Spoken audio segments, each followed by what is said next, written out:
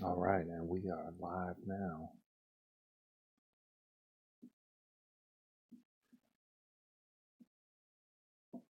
And I'm just gonna copy paste this link real quick to everyone on the Discord chat. Hopefully, we'll just cut this part out later.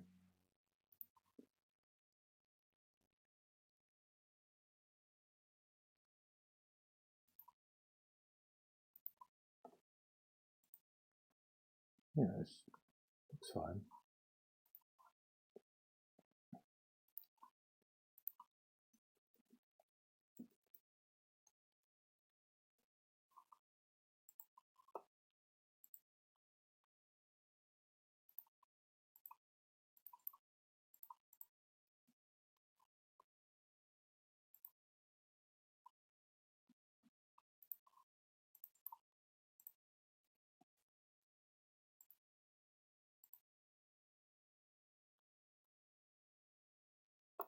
All right. So, we are going to begin our next chapter of The Secret Teachings of All Ages by Manly P. Hall. This one is on the ancient wonders of the world, and begin us with a musical prayer on a Native American 6-hole prayer flute.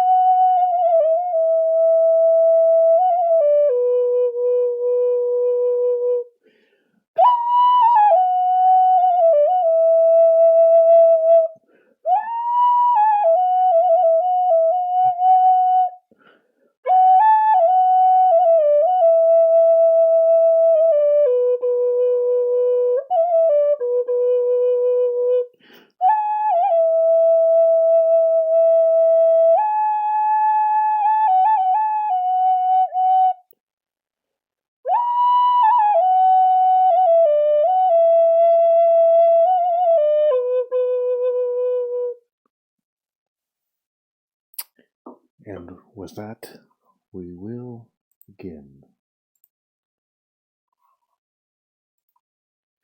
I am paying attention to the YouTube chat, but the stream usually gets delayed by a few minutes every time. So, and I have to check on it periodically by moving over to the YouTube chat. So, just bear that in mind. But I'll try to keep up with questions and things if you ask them in the YouTube chat there. This chapter is Wonders of Antiquity. And I think that it's always important to keep in mind we almost have a common view in the modern day that right now that humanity's progress has always been a straight upward march. We've been marching up and getting always better and better. And so we look back on the past and we say, oh, we kind of look down on the past. But in many cases, the people of antiquity were as smart as the people today, definitely, and they lived closer to the earth and closer to the environment in such a way that they gained more general knowledge than people today do. Today, society thrives on specialization. And so people get more and more specialized knowledge. But back in those days, when people talk even about the Renaissance and talk about a Renaissance man is someone who has a very broad understanding of the universe and understands all kinds of different arts and sciences that are involved. So when we talk about the ancient antiquities and what wonderful things their cultures brought us, it's important to remember that their people were as wise and as intelligent as our people. They didn't have the access to the same kind of scientific information, but they had a much deeper connection almost with the spiritual, material spiritual connection, because when you are, we get very wrapped up in books and computers and television and screens and ideas that are coming in from outside. But back then there were so many fewer sources of that your inner life was more information active than your outer life. And that informational activity allows the person to develop spiritually in ways that, when we have shifted our informational activity to the outer life like we have now, we become very overwhelmed spiritually when we look out at all of this information that is constantly coming in. But back then, when there was no this kind of informational stimulus did not exist from outside, then their internal information was the primary source of information. And just the swap in polarities there is what has caused a big difference in our society. So when the wonders of antiquity bring us back into a kind of an ancient mindset where people were willing to live their whole lives working to achieve a goal that they would never see. They themselves would never see the goal completed, and their children may never see it completed. For the monolithic architecture, sometimes it took hundreds of years for people to finish some of these monolithic structures. So the amazing thing is that there is so much wonderful information and variety that is encoded into the world. And our ancestors understood it on such a visceral level, subliminal level, that they were able to manifest it in ways that even today we still have difficulty building a building like Angkor Wat, or building buildings like the Great Pyramids at Giza, or building like the temples, the Mayan temples, and in Chichen Itza, and in Machu Picchu in South America. Those kind of, or Göbekli Tepe in eastern Turkey, those kind of large monolithic structures, we don't construct in that way today. We do great. We put our labor into a different way. We are now much more expansionist than they were. They were much more concentrated builders. They didn't build for expansion, but almost for longevity. And people, if you read the Epic of Gilgamesh and many of the epic tales of the ancient times, they were all based around this idea of wanting to pursue immortality in some sense. They wanted to gain immortality. And even if you look at the works of the modern philosophers, the works of the Rosicrucians and the Hermeticists, our alchemists, their work was about obtaining the philosopher's stone, obtaining the Holy Grail. This idea of trying to find the source of life and to be able to project life into the future and have a willful power over life, have control over your own life. And that's something that I think everyone can understand. Everyone understands how great it would be if you had absolute control over your own life, because none of us have that. And we often, when we feel in control of our lives, that's when we're feeling good. and we're feeling successful. We're feeling like we're going up, and oftentimes when disaster strikes in our lives, we have a feeling of being out of control. Like, God has taken his hand and put it in, and our reactions are out of our control. Everything's out of our control. So when occultists, people are talking about these things, generally they are, and Manly P. Hall here is part of the occult tradition of the Freemasons. Eventually he was, anyway. He studied it very intensely, but the question is about the application of will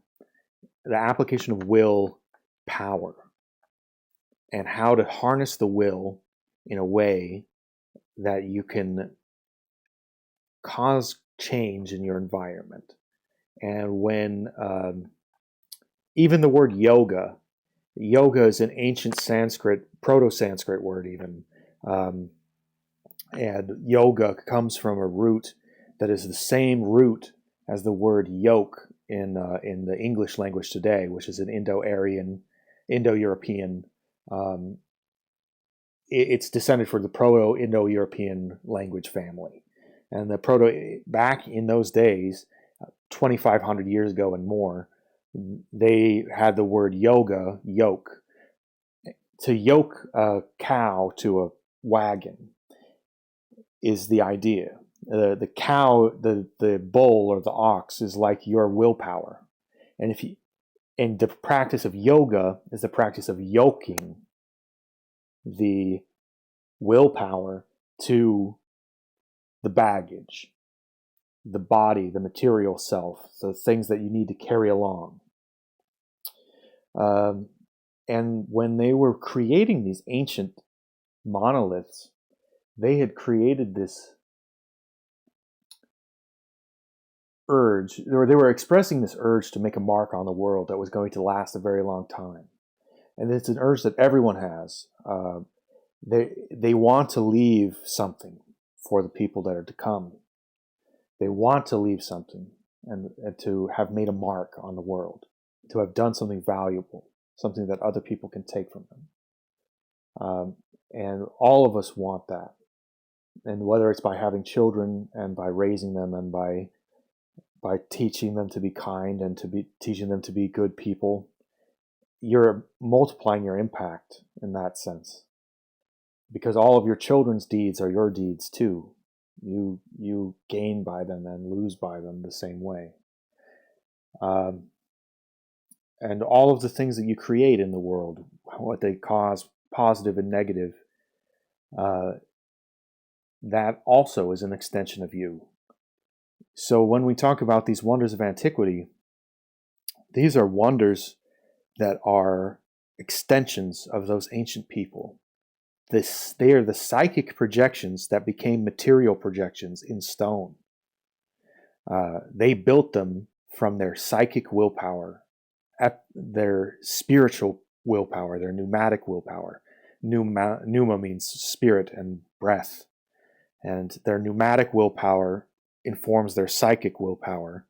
Their psychic willpower pushes them to manifest in the physical world these physical stone monoliths that are extensions of their spiritual selves.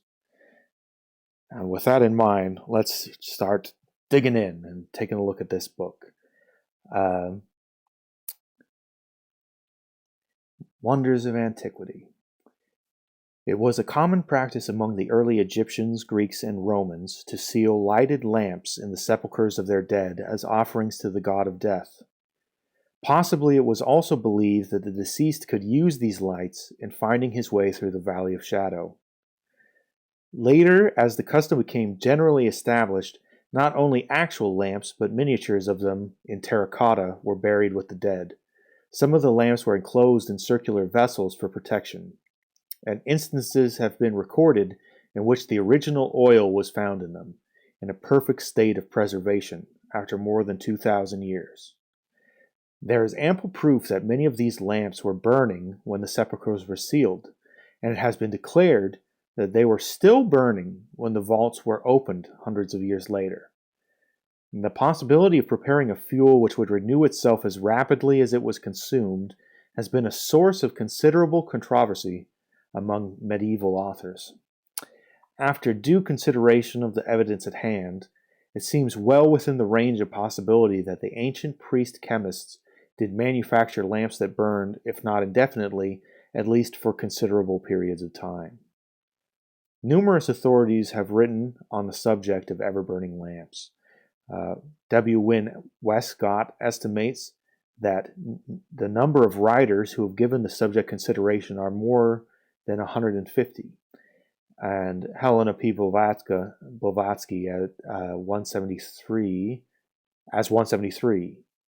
While conclusions reached by different authors are at variance, the majority admit the existence of these phenomenal lamps. Only a few maintain that the lamps would burn forever, but many were willing to concede that they might remain alight for several centuries without replenishment of the fuel. Some considered the so-called perpetual lights as mere artifices of the crafty pagan priests, while a great many, admitting that the lamps actually burned, made the sweeping assertion that the devil was using this apparent miracle to ensnare the credulous and thereby lead their souls to perdition. On this subject, the learned Jesuit Athanasius Kircher, usually dependable, exhibits a striking inconsistency. In his Oedipus Egypticus, he writes, "Not a few of these ever-burning lamps have been found to be the devices of devils, and I take it that all the lamps found in the tombs of the Gentiles dedicated to the worship of certain gods were of this kind, not because they burned, or have been reported to burn, with a perpetual flame, but because probably the devil set them there, maliciously intending thereby to obtain fresh credence for a false worship." Having admitted that dependable authorities defend the existence of the ever-burning lamps, and that even the devil lends himself to their manufacture, Kircher next declared the entire theory to be desperate and impossible, and to be classed with perpetual motion and the philosopher's stone. Having already solved the problem to his satisfaction once, Kircher solves it again, but differently, in the following words. In Egypt there are rich deposits of asphalt and petroleum. What did these clever fellows, the priests, do then but connect an oil deposit by a secret duct with one or more lamps, provided with wicks of asbestos? How could such lamps help burning perpetually? In my opinion, this is the solution of the riddle of the supernatural everlastingness of these ancient lamps. I don't know how much oil they would burn over time. It would seem like you would get through an oil deposit that was in a little duct, unless it was a massive amount. Montfaucon, in his Antiquities, agrees in the main with the latter deductions of Kircher, believing the fabled perpetual lamps of the temples to be cunning mechanical contrivances. Maybe they lit themselves when someone opened it. I don't know. He further adds that the belief that lamps burned indefinitely in tombs was the result of the noteworthy fact that in some cases fumes resembling smoke poured forth from the entrance of newly opened vaults. Parties going in later and discovering lamps scattered about the floor assumed that they were the source of the fumes.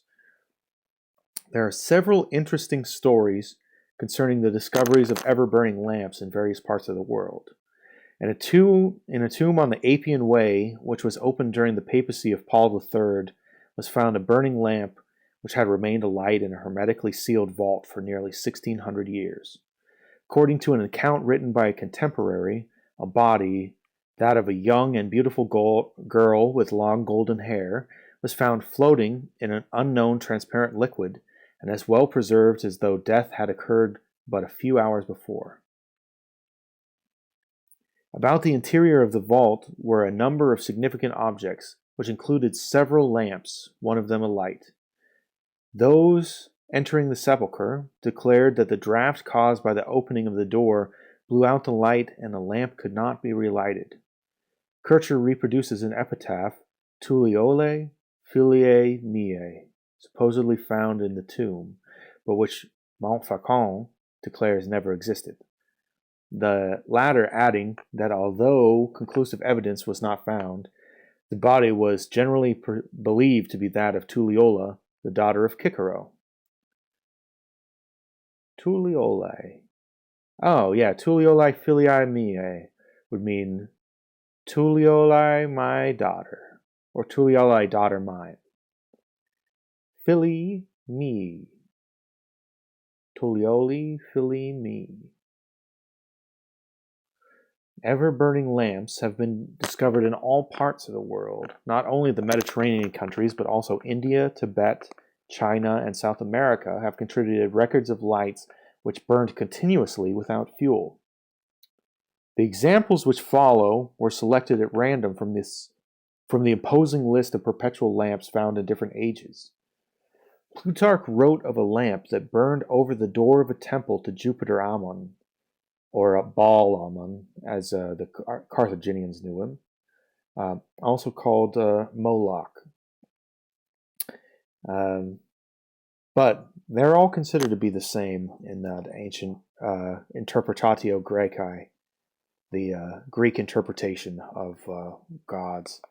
So Jupiter, is from the root Geos Pater, from the ancient Proto-Indo-European, which means God the Father. Zeus became Theus, Theo, Deus, Zeus, and also Tiwaz or Tyr, the chief of the gods of the early Norse religions, which later was overtaken by Odin or Wotan, and they've had a kind of a cosmic war scenario between the two, as parallels some of the Sumerian, Babylonian, and Greek things. So, returning to this, Plutarch wrote of a lamp that burned over a door of a temple to Jupiter Ammon. The priest declared that it had remained alight for centuries without fuel. St. Augustine described a perpetual lamp guarded in a temple in Egypt sacred to Venus, which neither wind nor water could extinguish. He believed it to be the work of the devil. An ever-burning lamp was found at Edessa, or Antioch, during the reign of the Emperor Justinian. It was in a niche over the city gate, elaborately enclosed to protect it from the elements. The date upon it proved that the lamp had been burning for more than 500 years. It was destroyed by soldiers. During the early Middle Ages, a lamp was found in England which had burned since the 3rd century after Christ. The monument containing it was believed to be the tomb of the father of Constantine the Great. The lantern of Pallas was discovered near Rome in AD 1401. It was found in the sepulchre of Pallas, son of Evander, immortalized by Virgil in his Aeneid. The lamp was placed at the head of the body and had burned with a steady glow for more than 2,000 years. In AD 1550, on the island of Nessus, in the Bay of Naples, a magnificent marble vault was opened in which was found a lamp still alight, which had been placed there before the beginning of the Christian era. Pausanias described a beautiful golden lamp in the temple of Minerva, which burned steadily for a year without refueling or having the wick trimmed. The ceremony of filling the lamp took place annually, and time was measured by the ceremony. According to the Fama Fraternitatis, the crypt of Christian Rosenkreutz, when opened 120 years after his death, was found to be brilliantly illuminated by a perpetual lamp suspended from the ceiling.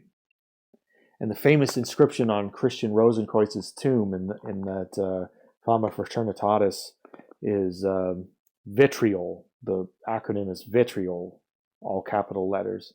And let's see, Uh, Veritas Interiorum Terrae Veritas Interiori Terram Orderbi. Or yeah, I guess it's Veritas Interiori Terrae Rectificando in Vienes Occultum Lapidum, which means um, truth will be found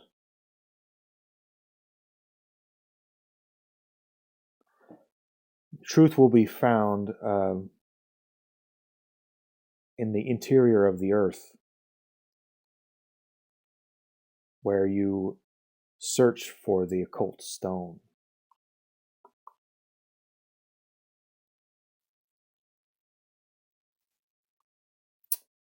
That's one that I always come back to.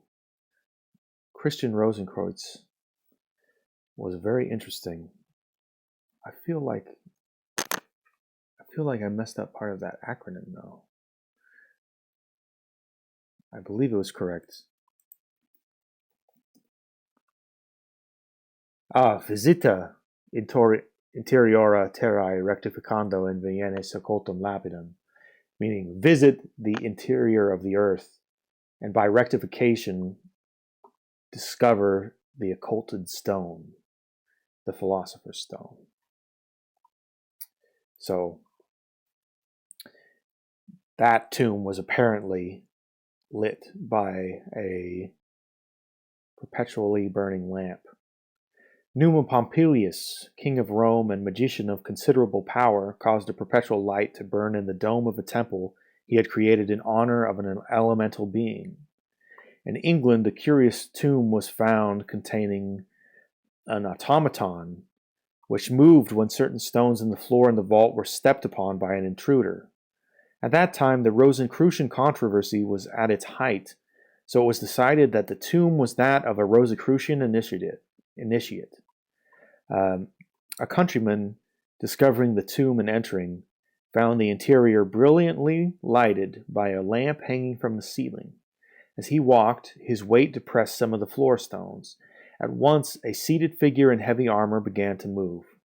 Mechanically, it rose to its feet and struck the lamp with an iron baton, completely destroying it, and thus effectually preventing the discovery of the secret substance which maintained the flame.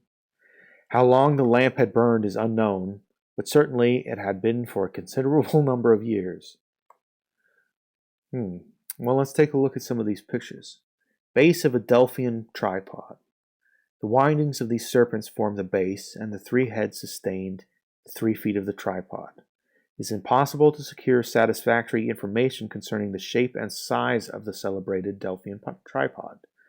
Theories concerning it are based in most parts upon small ornamental tripods discovered in various temples. I wonder if this was the Delphian tripod was the one, I guess it was in the oracle at Delphi, upon which they put the brazier, which carried fumes to the nose of the oracle, and she would get high, I guess, and listen to whatever the god had to say. And let's see. The Delphian tripod restored. According to Beaumont, the above is the most authentic form of the Delphian tripod extant, but as the tripod must have changed considerably during the life of the oracle, hasty conclusions are unwise. In his description of the tripod, Beaumont divides it into 4 parts: a frame with 3, 2, a reverberating basin or bowl set in the frame, a flat plate or table upon which the Pythia sat, and 4, a cone-shaped cover over the table, which completely concealed the priestess, and from beneath which her voice sounded forth in weird and hollow tones. Attempts have been made to relate the Delphian tripod with the Jewish Ark of the Covenant. The frame of 3 legs was likened to the Ark of the Covenant, and flat plate or table to the mercy seat, and the cone-shaped covering to the tent of the tabernacle itself. This entire conception differs widely from that popularly accepted, but discloses a valuable analogy between Jewish and Greek symbolism. So later on, at some point, we will see, we will be talking about the Delphian tripod down below, but it's part of the oracle at Delphi.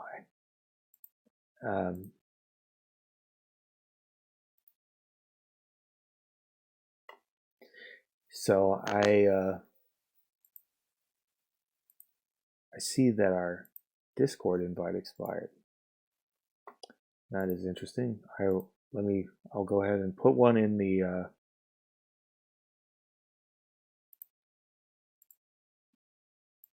I'll put one in there. Just 1 second.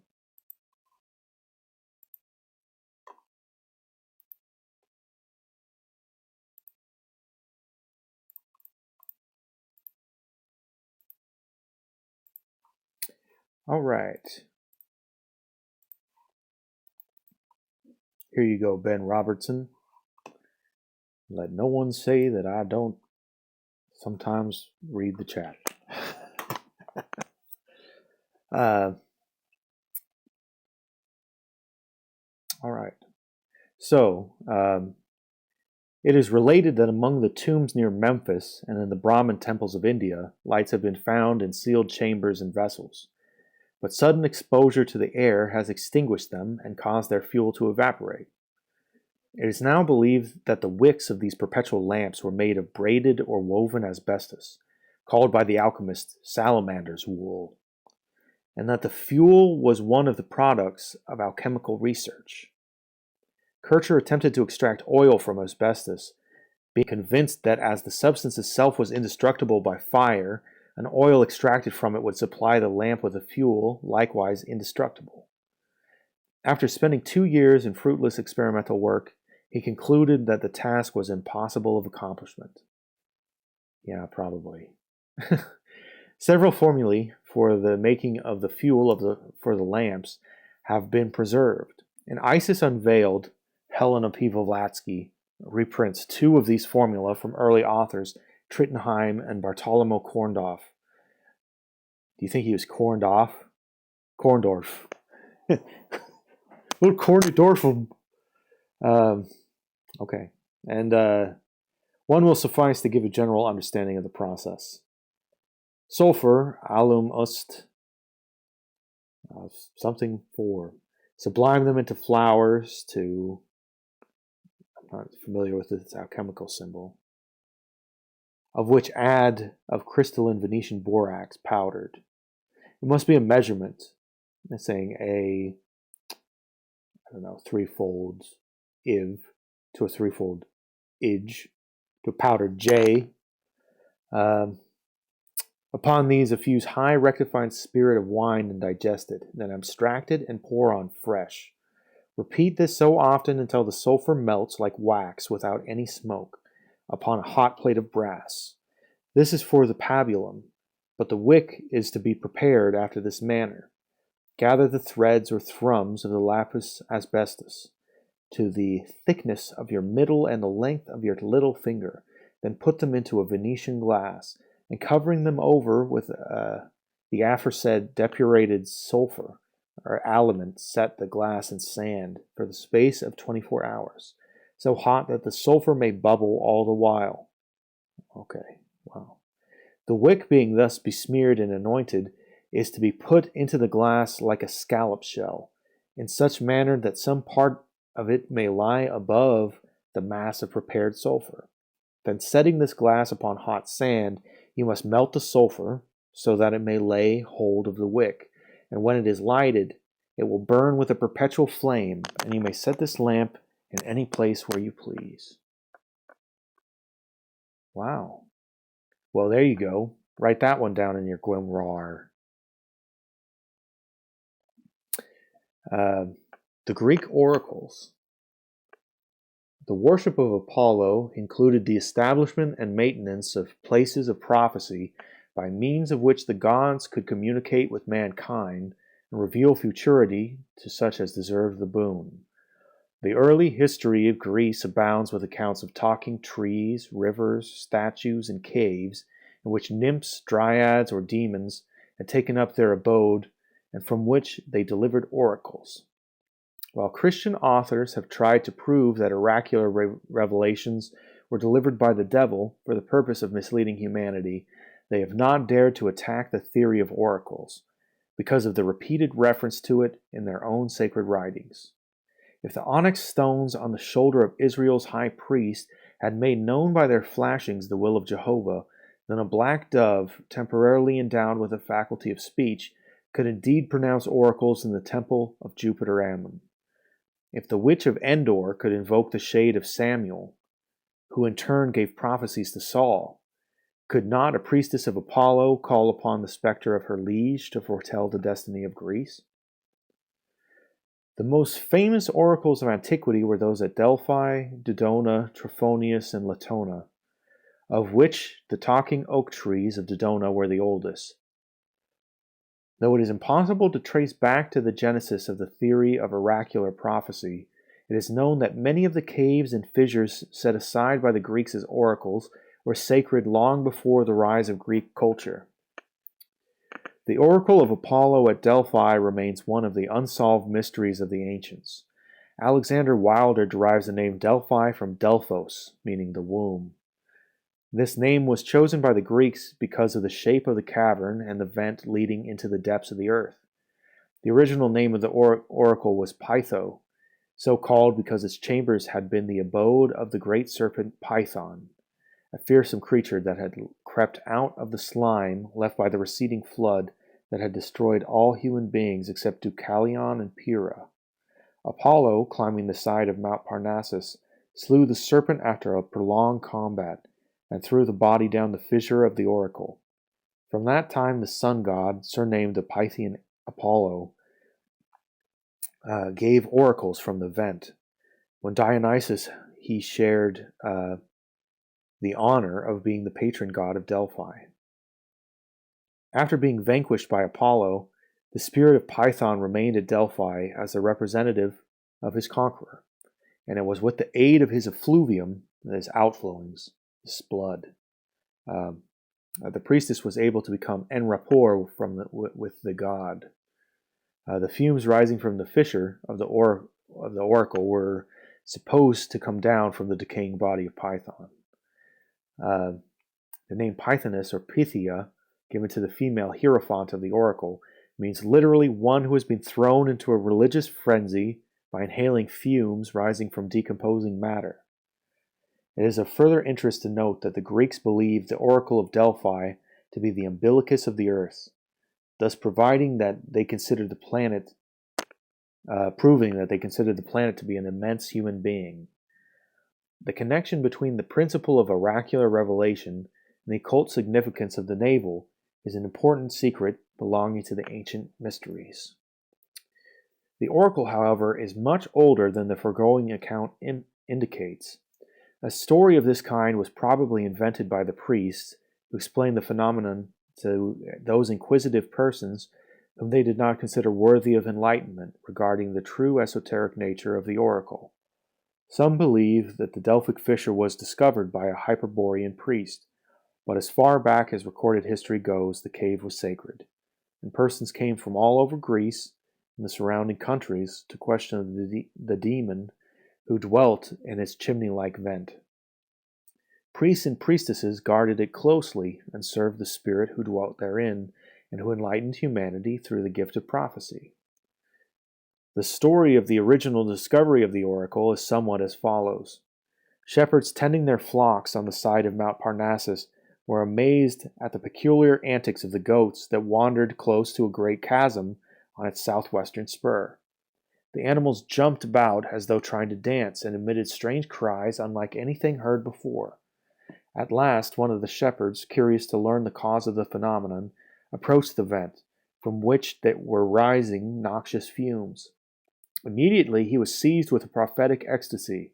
He danced with wild abandon, sang, jabbered inarticulate sounds, and foretold future events. Others went close to the fissure with the same result. The fame of the place spread, and many came to learn of the future by inhaling the mephitic fumes, which exhilarated to the verge of delirium.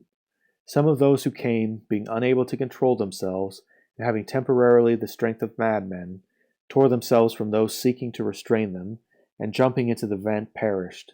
In order to prevent others from doing likewise, a wall was erected around the fissure, and a prophetess was appointed to act as mediator between the oracle and those who came to question it. According to later authorities, a tripod of gold, ornamented with carvings of Apollo in the form of Python, the great serpent, was placed over the cleft, and on this was arranged a specially prepared seat, so constructed that a person would have difficulty in falling off while under the influence of the oracular fumes. Just before this time, a story had been circulated that the fumes of the oracle arose from the decaying body of the python. It is possible that the oracle revealed its own origin. It strikes me that in ancient Egypt there was a serpent god named Typhon, and Typhon and Python are the same but with one letter flipped. Pi and theta are flipped. So Python and Typhon. That's interesting. It almost reminds me of in Polynesian languages, there was a movement as they moved west to move from T to K in sounds. So, for example, on the island of Kauai, in Hawaii, the Kauaian accent renders the K sound to be a T sound. So that sounds like Tawai, if you're going to, instead of a K sound. And as you go west in Polynesia, you get more of the T sound. So if you go to Tahiti, Tahiti has more T and less K. And apparently that's true even more the further you go toward New Zealand and the Maori. But I'm not certain how it continues on land. But it would be interesting if you could show that there was a general gradient of consonant drift, and that related the terms Python and Typhon between Egypt and Greece, because those are two very interesting terms that also happen to mean the same thing: serpent or serpent god. And so I suspect, because Greek is derived from Phoenician, from the Greek alphabet is derived from a Proto-Canaanite alphabet that was part of Phoenician, and they derived their alphabet from the hieratic and demotic alphabets of Egypt, which were derived from hieroglyphics. So actually, Greek is a descendant language of Egyptian through the Holy Land or the Levant. And so it's very, very possible that the term could be the same, but just change pronunciation over the years from Typhon to Python, or mistranslated even, and could have been pronounced the same. Here in Hillsborough, we have a interesting order of knights. They call themselves the Pythian Knights, or Pythian Knights of Pythias. I should go ask them about this topic. Anyway, we'll continue on now.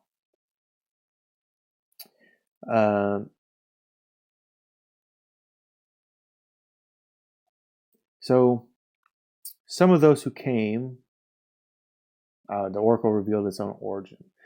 For many centuries during its early history, virgin maidens were consecrated to the service of the oracle. These were called the Phoebides, or Pythii, and constituted that famous order now known as the Pythian priesthood. It is probable that women were chosen to receive the oracles because their sensitive and emotional nature responded uh, more quickly and completely to the fumes of enthusiasm. 3 days before the time set to receive the communication from Apollo, the virgin priestess began the ceremony of purification. She bathed in the Castilian well, abstained from all food, drank only from the fountain of Custodes, which was brought into the temple through concealed pipes, and just before mounting the tripod she chewed a few leaves of the sacred bay tree. It had been said that the water was drugged to bring on distorted visions, where the priests of Delphi were able to manufacture an exhilarating and intoxicating gas, which they conducted by subterranean ducts and released into the shaft of the oracle several feet below the surface. Neither of these theories has been proved, however, nor does either in any way explain the accuracy of the predictions. Let's take a look at this image here. The Pythian Apollo from Historia Deorum Fatidicorum. Apollo, the twin brother of Diana, was the son of Jupiter and Latona. Apollo was fully adult at the time of his birth. He was considered to be the first physician and the inventor of music and song. The Greeks also acclaimed him to be father of the bow and arrow. The famous temple of Apollo at Delphi was rebuilt 5 times. The first temple was formed only of laurel branches. The second was somewhat similar. The third was brass, and the fourth and fifth were probably of marble and of considerable size and beauty. No other oracle in Greece equaled in magnificence that of Delphi in the zenith of its power. Writers declare that it contained many statues of solid gold and silver, marvelous ornaments, and implements of most valuable materials and beautiful workmanship, donated by princes and kings who came from all parts of the civilized world to consult the spirit of Apollo dwelling in this sanctuary. Let's take a look here at this picture. It's very hard to see. I wonder if this is because of may just be the picture itself. But so back to this, the priestess would be brought in. She abstained from all food, drank only from a certain fountain, and she chewed bay leaves, and the water may have been drugged. And so there's all kinds of ways that people think that she got her predictions. But when the young prophetess had completed the process of purification, she was clothed in sanctified raiment and led to the tripod, upon which she seated herself, surrounded by the noxious vapors rising from the yawning fissure. Gradually, as she inhaled the fumes, a change came over her. It was as if a different spirit had entered her body. She struggled, tore her clothing, and uttered inarticulate cries. After a time, her struggle ceased. Upon becoming calm, a great majesty seemed to possess her, and with eyes fixed on space and body rigid, she uttered the prophetic words. The predictions were usually in the form of hexameter verse, but the words were often ambiguous and sometimes unintelligible. Every sound that she made, every motion of her body, was carefully recorded by the 5 Hosii, or holy men, who were appointed by scribes to preserve the minutest details of each divination. The Hosii were appointed for life, and were chosen from the direct descendants of Deucalion. After the oracle was delivered, the Pythia began to struggle again, and the spirit released her.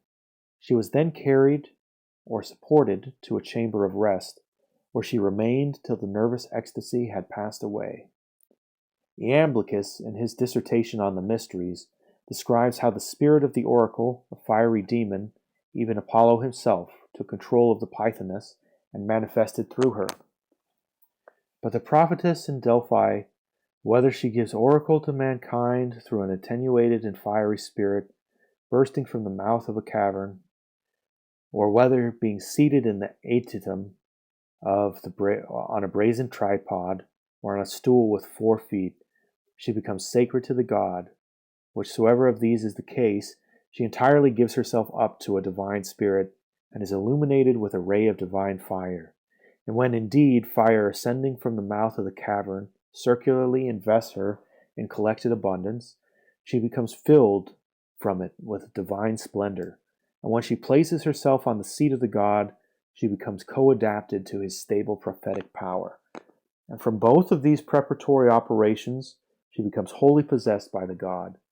And then indeed, he is present with and illuminates her in a separate manner, and is different from the fire, the spirit, the proper seat, and in short, from all the visible apparatus of the place, whether physical or sacred.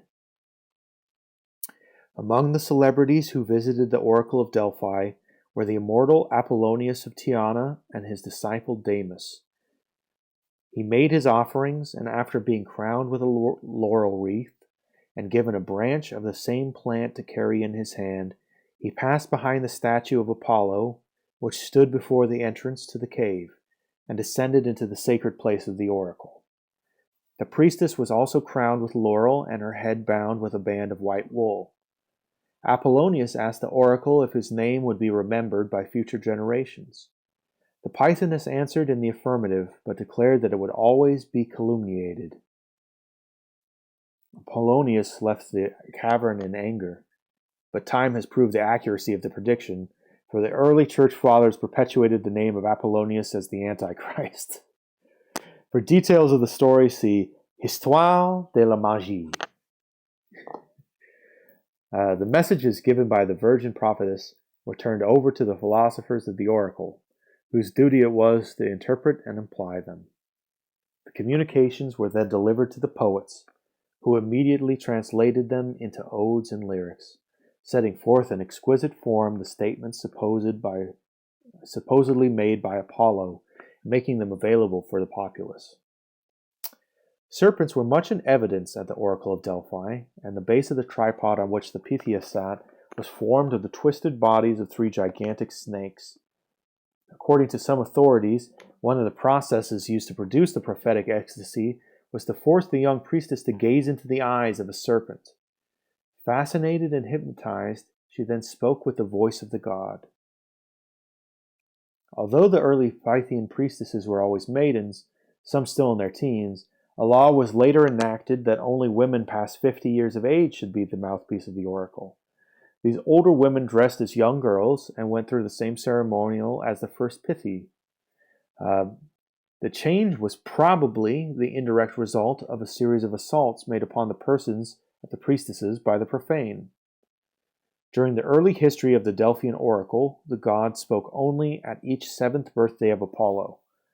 As time went on, however, the demand became so great that the Pythia was forced to seat herself upon the tripod every month.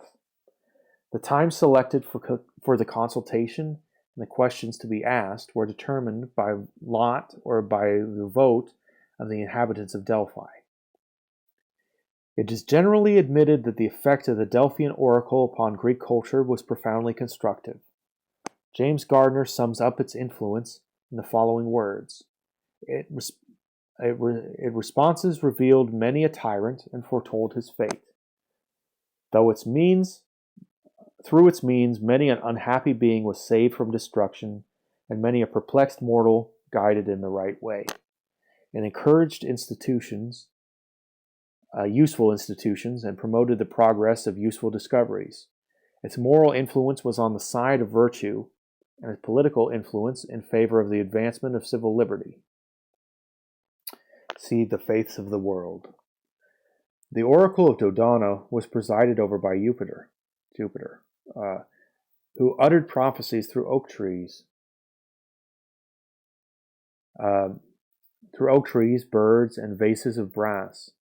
Many writers have noted the similarities between the rituals of Dodona and those of the Druid priests of Britain and Gaul. The famous oracular dove of Dodona, alighting upon the branches of the sacred oaks, not only discoursed at length in the Greek tongue upon philosophy and religion, but also answered the queries of those who came from distant places to consult it. The talking trees stood together, forming a sacred grove.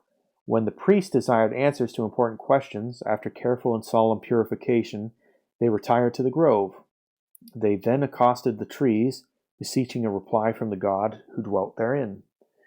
When they had stated their questions, the trees spoke with the voices of human beings. revealing to the priests the desired information. Some assert that there was but one tree which spoke, an oak or a beech standing in the very heart of the ancient grove. Because Jupiter was believed to inhabit this tree, he was sometimes called Phenegius, Phengonius, or one who lives in a beech tree. Most curious of the oracles of Dodona were the talking vases or kettles. These were made of brass and so carefully fashioned that when struck, they gave off sound for hours. Some writers have described a row of these vases and have declared that if one of them was struck, its vibrations would be communicated to all the others, and a terrifying din ensue. Other authors described a single large vase standing upon a pillar, near which stood another column, supporting the statue of a child holding a whip. At the end of the whip were a number of swinging cords tipped with small metal balls, and the wind, which blew incessantly through the open building, caused the balls to strike against the vase. The number and intensity of the impacts and the reverberations of the vase were all carefully noted, and the priests delivered their oracles accordingly. There's a lot going on there. Let us see. When the original priest of Dodona, the Seloi, mysteriously vanished, the oracle was served for many centuries by 3 priestesses who interpreted the vases at midnight, interrogated the sacred trees. The patrons of the oracles were expected to bring offerings and to make contributions. Another remarkable oracle was the cave of Trophonius, which stood upon the side of a hill, with an entrance so small that it seemed impossible for a human being to enter. After the consultant had made his offering at the statue of Trophonius and had donned the sanctified garments, he climbed the hill to the cave, carrying in one hand a cake of honey. Sitting down at the edge of the opening, he lowered his feet into the cavern. Thereupon his entire body was precipitately drawn into the cave, which was described by those who had entered it as having only the dimensions of a fair-sized oven. When the oracle had completed his revelation, the consultant, usually delirious, was forcibly ejected from the cave, feet foremost. Wow. Here we have the Dodonian Jupiter from Historia Deorum Fatidicorum. Jupiter was called Dodonian after the city of Dodona in Epirus. Near the city was a hill thickly covered with oak trees, from which the most ancient times had been sacred to Jupiter. The grove was further venerated because dryads, fauns, satyrs, and nymphs were believed to dwell in its depths. From the ancient oaks and beeches were hung many chains of tiny bronze bells, which tinkled day and night as the wind swayed the branches. Some assert that the celebrated talking dove of Dodona was in reality a woman, because in Thessaly both prophetesses and doves were called Pleiades, similar to Pleiades. It's interesting.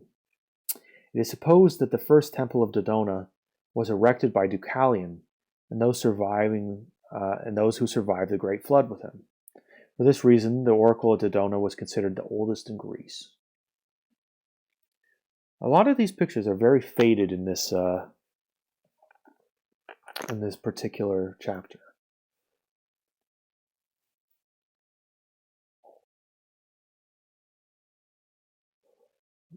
All right, and near the cave of the oracle, 2 fountains bubbled out of the earth within a few feet of each other. Those about to enter the cave drank first from these fountains, the waters of which seemed to possess peculiar occult properties. The first contained the water of forgetfulness, and all who drank thereof forgot their earthly sorrows. From the second fountain flowed the sacred water of Mnemosyne, or remembrance, for later it enabled those who partook of it to recall their experiences while in the cave.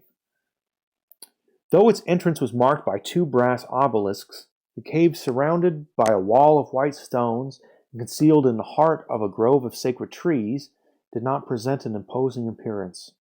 There is no doubt that those entering it passed through sacred and strange experiences, for they were obliged to leave at the adjacent temple a complete account of what they saw and heard while in the oracle.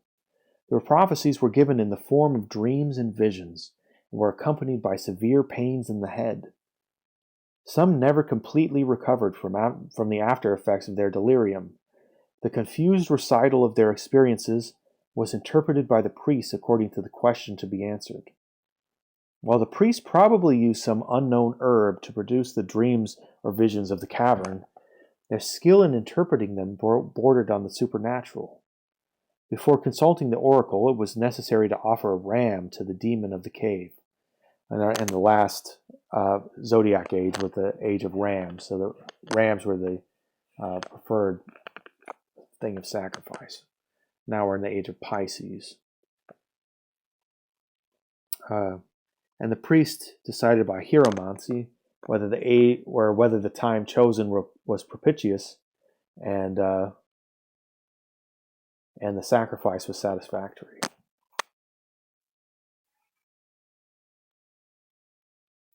The 7 wonders of the world. Many of the sculptors and architects of the ancient world were initiates of the mysteries, particularly the Eleusinian rites. Since the dawn of time, the truers of stone and the hewers of wood have constituted a divinely overshadowed caste. As civilization spread slowly over the earth, cities were built and deserted.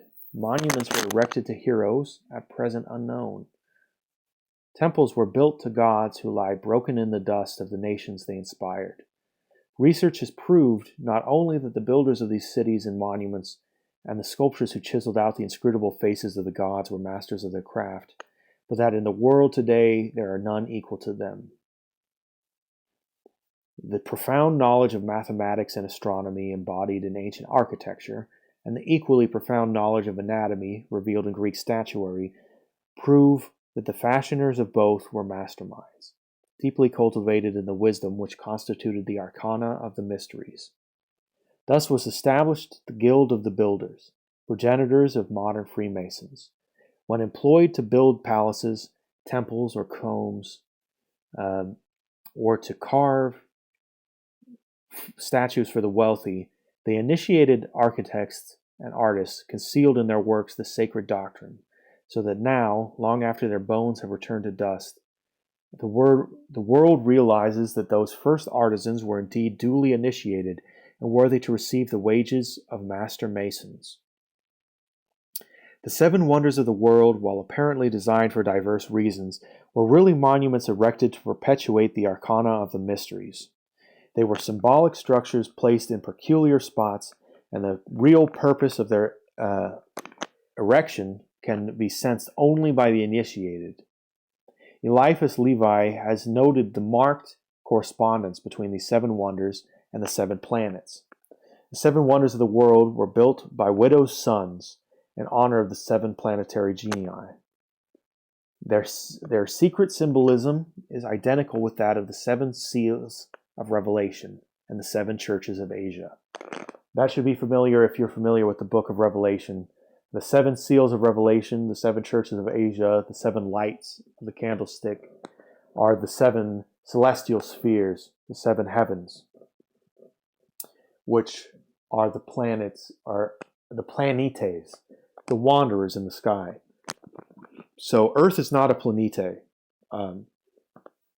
Earth is a planet by our modern definition of planet, but a planete is a wanderer.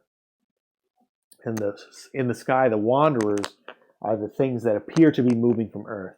So the wanderers are the moon, Mercury, Venus, the sun, Jupiter, the sun, Mars, Jupiter, Saturn. 7 planetes. Uranus and Neptune are also not planetes because they're not visible to the open eye, to the naked eye of a human being. Uranus is visible sometimes, but you can't notice that it wanders. So the definition of wanderers is based on human perspective, not based on a classification of matter or of how large is this planet. And so the Pluto being a dwarf planet doesn't have anything to do with the planetes. The planetes in Greek have to do with the fact that they wandered through the sky. So those parallel the seven spheres, the seven notes of the musical scale. So when you have a musical scale and it 1, 2, 3, 4, 5, 6, 7, and that's the same as the first.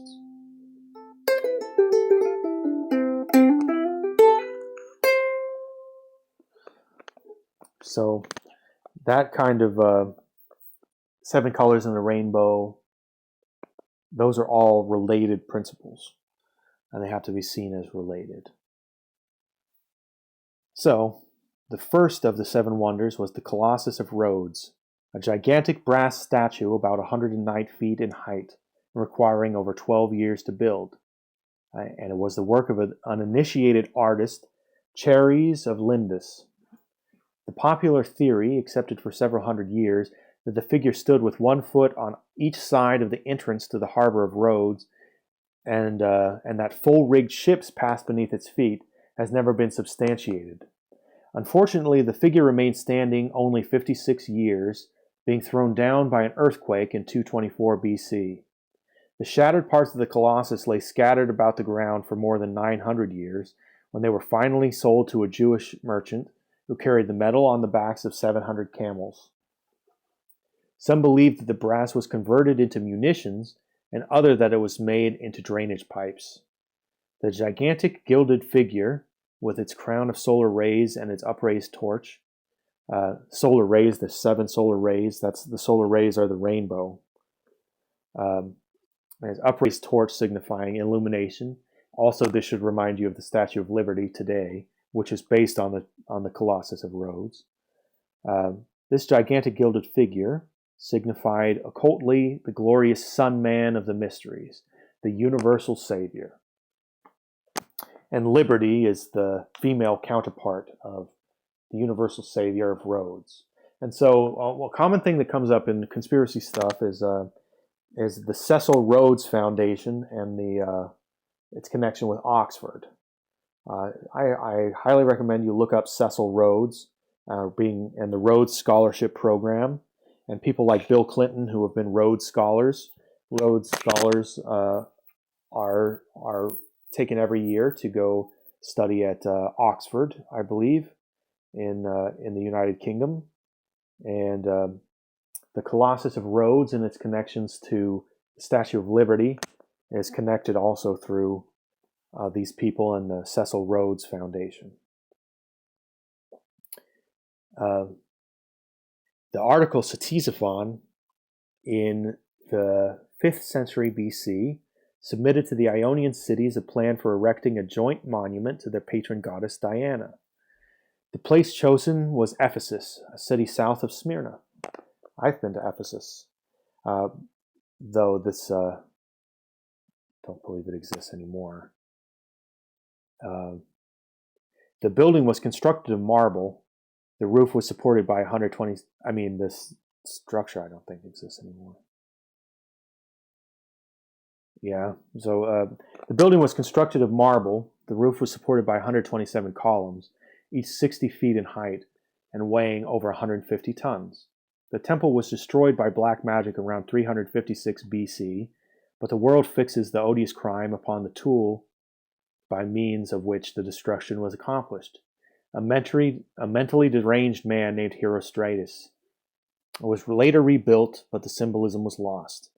The original temple, designed as a miniature of the universe, was dedicated to the moon, the occult symbol of generation. I know that there is a temple there. I know the Temple of Helios is also nearby. There's other things there at Ephesus also. Ephesus is also one of the 7 churches of Asia that we just mentioned.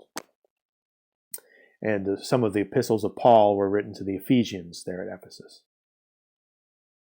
Upon his exile from Athens, Phidias, the greatest of all the Greek sculptors, went to Olympia in the province of Elis, and there designed his colossal statue of Zeus, chief of the gods of Greece. There's not even an accurate description of this masterpiece now in existence. Only a few old coins give an inadequate idea of its general appearance. The body of the god was overlaid with ivory, and the robes were of beaten gold. In one hand he is supposed to have held a globe supporting a figure of the goddess of victory. In the other, a scepter surmounted by an eagle. The head of Zeus was archaic, heavily bearded and crowned with an olive wreath. The statue was seated upon an elaborately decorated throne. As its name implies, the monument was dedicated to the spirit of the planet Jupiter, one of the 7 Logi who bow before the Lord of the Sun. Fourth, Eliphas Levi includes the Temple of Solomon among the 7 wonders of the world, giving it the place occupied by the Pharos or Lighthouse of Alexandria in the Greek listing. The Pharos, named for the island upon which it stood, was designed and constructed by Sostratus of Cnidus, maybe it's silent, during the reign of Ptolemy, 283 to 247. It is described as being of white marble and over 600 feet high. Even in that ancient day, it cost nearly $1 million. I can't even imagine what that would be today. Fires were lighted in the top of it and could be seen for miles out at sea. It was destroyed by an earthquake in the 13th century, but remains of it were visible until AD 1350. Being the tallest of all the wonders, it was naturally assigned to Saturn, father of the gods and the true illuminator of all humanity. You will hear people argue all about that. There are a lot of pro-Saturnian and anti-Saturnian people today, and I highly recommend you read up about Saturn and the various things about him. We discuss him frequently. Probably we will have a Radio Free Transarctica show soon about Saturn, just focusing on Saturn and the Saturnian cults. The mausoleum at Halicarnassus, I think that's also near Ephesus. I feel like that's somewhere. The mausoleum at Halicarnassus was a magnificent monument erected by Queen Artemisia in memory of her dead husband, King Mausolus, from whose name the word mausoleum is derived. The designers of the building were Satyrus and Pythis, and 4 great sculptors were employed to ornament the edifice. The building, which was 114 feet long and 92 feet wide, was divided into 5 major sections called the senses, and surmounted by a pyramid, the spiritual nature of man. The pyramid rose in 24 steps, a sacred number, and upon the apex was a statue of King Mausolus in a chariot. His figure was 9 feet 9.5 inches tall. Many attempts have been made to reconstruct the monument, which was destroyed by an earthquake, but none has been altogether successful. The monument was sacred to the planet Mars and was built by an initiate for the enlightenment of the world. And then 6, we have the Gardens of Semiramis. Some of these names I've only ever read, and so I don't really know how they're supposed to be pronounced.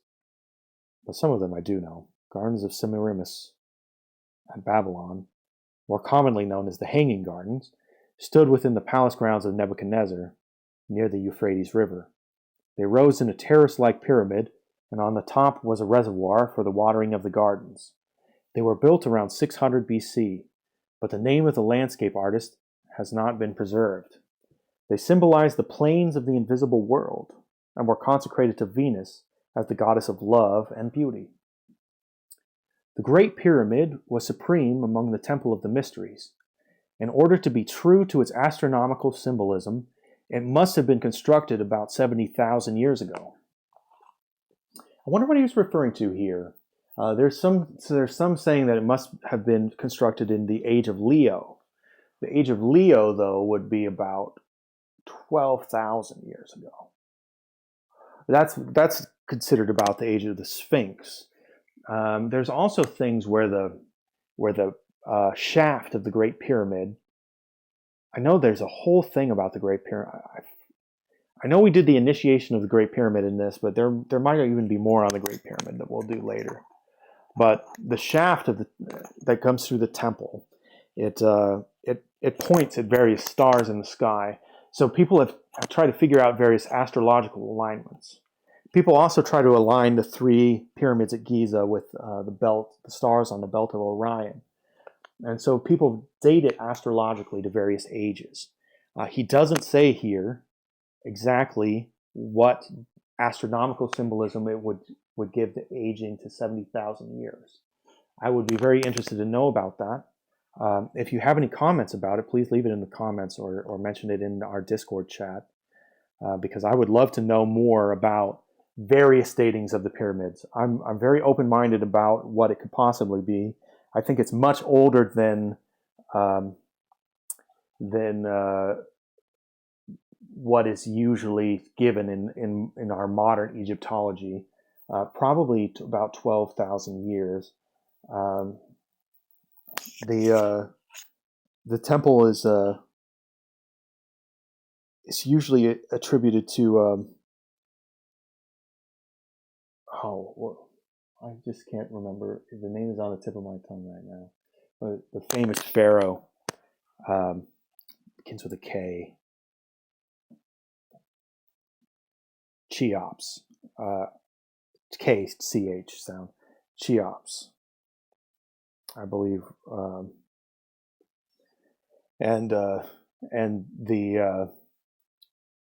But he may have only renovated the temple later. So I don't actually know if he's the one who is involved. But anyway, it was made as the tomb of Osiris and was believed to have been built by the gods themselves. And the architect may have been the immortal Hermes, or it may have been also has a famous name of one of the possible Imhotep. Not Amenhotep, Imhotep. But he may have been a different architect I'm thinking of. But many of the architects of Egypt were always associated with Hermes, thrice great Hermes, or Thoth, god Thoth, the god of wisdom, who would also be called Enki in the Sumerian beliefs, who gave to mankind fire. That is, Prometheus was punished by Enlil, who's Saturn, for that.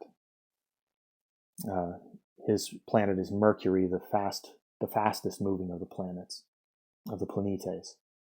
And so he's often depicted with winged shoes as if he's flying through the heavens, because that's why they depict him as a messenger of the gods. Sometimes lining up the planets to the various gods can be very difficult, because at various times people associated them with different celestial bodies. But anyway, it may have been a monument to Hermes, the messenger of the gods, and the universal symbol of wisdom and letters. This last picture is Trophonius of Lebadia. This is also from Historia Deorum Fatidicorum. Trophonius and her brother Agamedes were famous architects. While building a certain treasure vault, they contrived to leave one stone movable, so that they might secretly enter and steal the valuables stored there. A trap was set by the owner, who had discovered the plot, and Agamedes was caught. To prevent discovery, Trophonius decapitated his brother and fled, hotly pursued. He hid in the grove of Lebadia, where the earth opened and swallowed him up. The spirit of Trophonius thereafter delivered oracles in the grove and its caverns. The name Trophonius means to be agitated, excited, or roiled. It was declared that the terrible experiences through which consultants passed in the auricular caverns so affected them that they never smiled again. The bees which accompanied the figure of Trophonius were sacred, because they led the first envoys from Boeotia to the site of the oracle. The figure above it is said to be a production of the statue of Trophonius, which was placed on the brow of the hill above the oracle and surrounded with sharply pointed stakes, that it could not be touched. And again, these pictures are just not showing up very well today. I think it might just be this chapter's prints. Looks like he's holding a beehive. This may be what did he say it was? A phoenix, it almost looks like. But that wraps up our story today on the antiquities or the wonders of the antiquities. And our next view will be a very, very, very important view on the life and philosophy of Pythagoras and the Pythagorean system of numbers, colors, lights, and musical tones. It's the ancient system of Greece and their ancient mystery school, and a very beautiful, beautiful system that still is the basis of our arts and sciences today. And so with that, I would like to leave you with a prayer song and bid you a happy rest of your week. On Thursday or Friday, I'll announce it in the Discord, but on Thursday or Friday, we're going to be doing our chat with we're going to be doing our Radio Free Transarctica episode that is aimed at the European time zone. So it will be 12 o'clock Pacific time, 12 noon, and that will be 1900, 7 p.m. Greenwich Mean Time. So adjust accordingly to wherever you are. And here is a nice, here's a prayer for us, and ask our Lord, our Father, to be gracious to us and remember us in these days, and to bless us that we may be eternally improving every moment and become more and more illuminated by His light. And in compassion, I extend that to all of our brothers and sisters throughout the universe, that they may feel loved and welcome, and that they may come to learn and become enlightened with all their brothers and sisters. I say this in the name of Jesus Christ. Amen. And play this song now for the spirits.